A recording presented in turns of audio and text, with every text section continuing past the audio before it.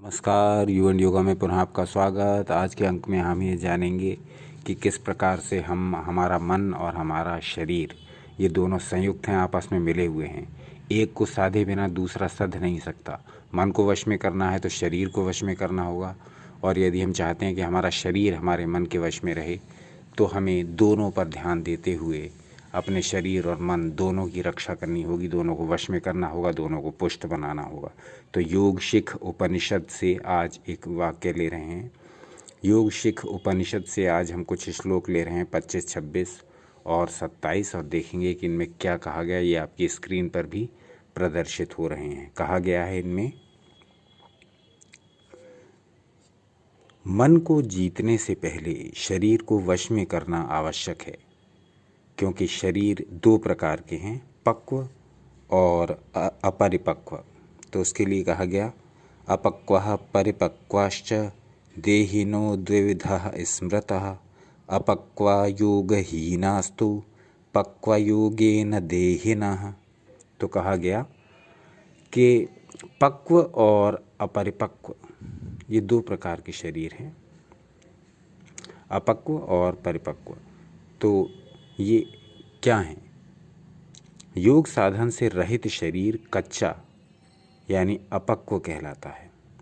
योग साधन से रहित, जब हम योग नहीं करते हैं, योग का कोई अभ्यास किसी भी प्रकार का नहीं करते हैं, तब वो हमारा शरीर कहलाता है अपरिपक्व। हमारा शरीर वो कहलाता है कच्चा, यानी अपक्व। जब हम साधना करने लगते हैं, विशेष रूप से योग साधना में हमें विभिन्न प्रकार की क्रियाएं और आसन करने पड़ते हैं।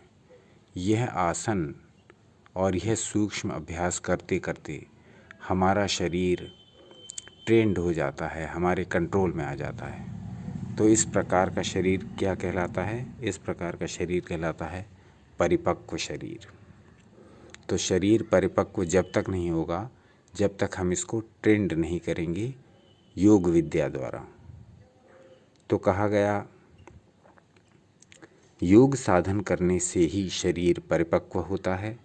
परिपक्व शरीर से ही हम ईश्वर की प्राप्ति कर सकते हैं, क्योंकि योग रूपी अग्नि से पका हुआ शरीर जड़ता रहित हो जाता है, शोक रहित हो जाता है योग साधना करने से। तो कहा गया,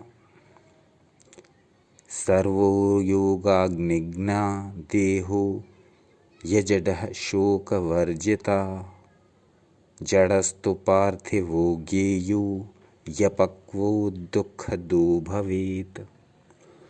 तो इसमें क्या कहा गया कि योग साधन यदि हम नहीं करते हैं तो यह पार्थिव देह जड़ कहलाता है। हमारा ये शरीर जड़ कहलाता है, क्योंकि कच्चा शरीर दुखदायी और भार रूप हो जाता है।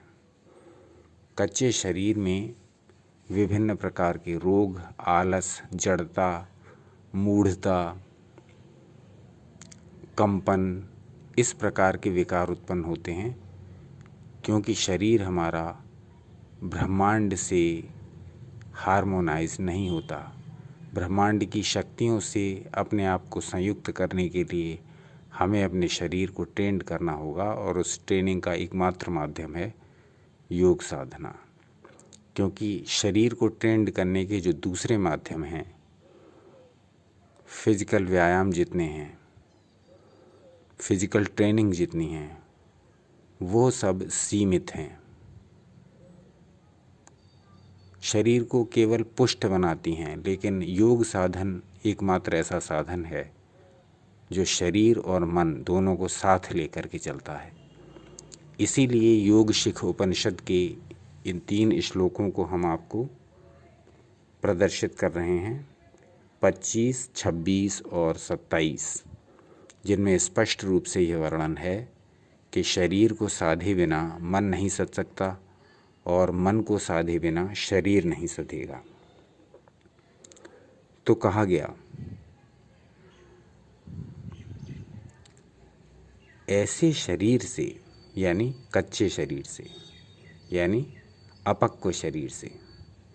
तो कहा गया ऐसे शरीर से धारणा ध्यान करेंगे तो इंद्रियों के विवश होने के कारण स्थिर होकर बैठ नहीं सकेंगे, हाथ पैर दुखने लग जाएंगे, चित्त में विक्षेप होने लगेगा।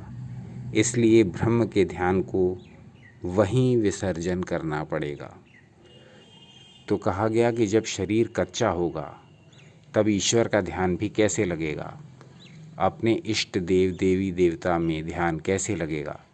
क्योंकि जब उनका ध्यान करने बैठेंगे, जब उनकी उपासना करने बैठेंगे, जब उनका आराधन करने बैठेंगे, तो जिस भी स्थिति में बैठेंगे, जिस भी आसन में बैठेंगे, तो चूंकि योग का अभ्यास नहीं किया होगा, इसलिए स्थान स्थान पर पीड़ा अनुभव होगी, खिंचाव अनुभव होगा, बेचैनी अनुभव होगी, आलस्य अनुभव होगा। चूँकि शरीर को हमने योग साधना से पकाया नहीं, शरीर को हमने योग साधना से परिपक्व नहीं किया। तो जब तक हम अपने शरीर को योग साधना द्वारा परिपक्व नहीं करेंगे, इस अपक्व शरीर से, इस कच्चे शरीर से हम किसी भी प्रकार की दैवी शक्ति की कृपा प्राप्त करने की बात भूल जाएं। क्योंकि जब उनकी उपासना में हम बैठते हैं तब हम उनकी उपासना सही से कैसे करेंगे, ठीक से कैसे करेंगे। हमारा चित्त का अधिकांश भाग तो हमारी पीड़ा की ओर ही लगा रहेगा। यहाँ मेरे शरीर में, मैं इस आसन में बैठ गया हूँ, मैं सुखासन में बैठ गया हूँ, अब मेरे शरीर में यहाँ खिंचाव लग रहा है, यहाँ पीड़ा लग रही है, ये घुटना मेरा नीचे ये चुभ रहा है।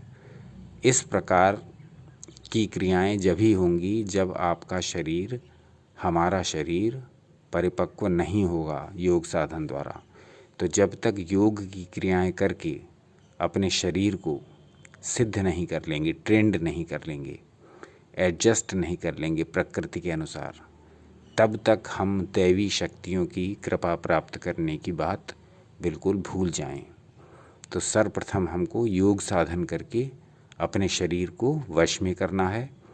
तत्पश्चात हमारा मन भी हमारे कंट्रोल में आता जाएगा प्राणायाम और ध्यान की विधियों द्वारा, और तब इस परिपक्व शरीर से और परिपक्व मन से हम जो भी आराधन करेंगे, जो भी क्रिया करेंगे, जो भी धार्मिक आयोजन करेंगे, जो भी कर्मकांड करेंगे, जो भी यज्ञ हवन आदि करेंगे, जो भी मंत्र जाप करेंगे, जो भी यंत्र उपासना करेंगे, जो भी तंत्र क्रिया करेंगे, वो सब सफल होने लगेगी।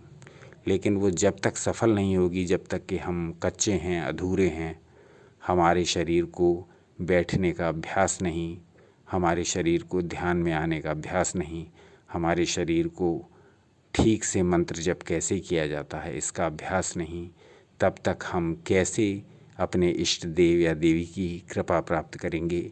योग शिख उपनिषद में इसका बड़ा सुंदर, बड़ा विस्तार से और बड़ा गूढ़ वर्णन किया गया है, जो आज हमने सोचा कि आपके समक्ष प्रस्तुत करें।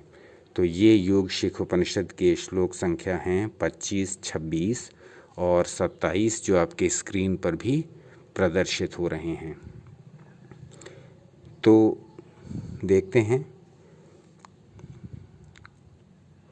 यदि ज्ञान से, विचार द्वारा दुख के अनुभव से इंद्रिय और मन को रोक भी लिया जाएगा तो भी बहुत सी बाधाएं आएंगी।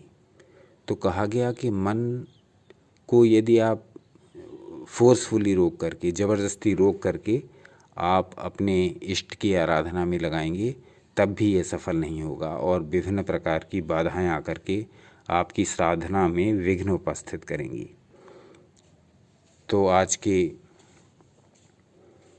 जो अंक का सार है वो यही है कि योग साधना द्वारा शरीर को ट्रेंड करें, तत्पश्चात अपने इष्ट देवी देवता की आराधना करें। आज का अंक यहीं तक।